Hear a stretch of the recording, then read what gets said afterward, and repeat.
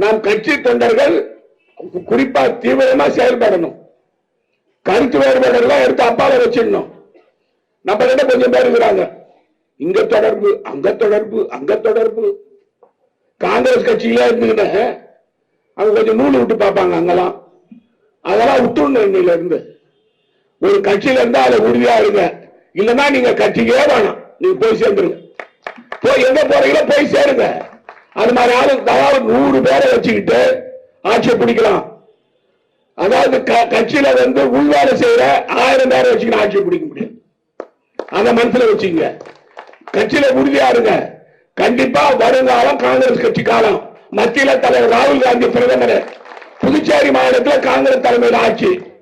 நம்ம கிட்ட கொஞ்சம் பேர் இருக்கிறாங்க கூட்டணி, அதுக்குள்ள நம்ம தலைவருக்கு பக்கணும்.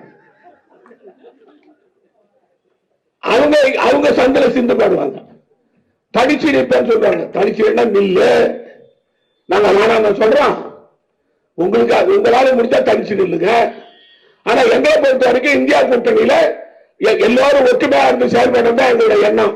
அதுல எங்களுக்கு மாற்று கருத்து கிடையாது.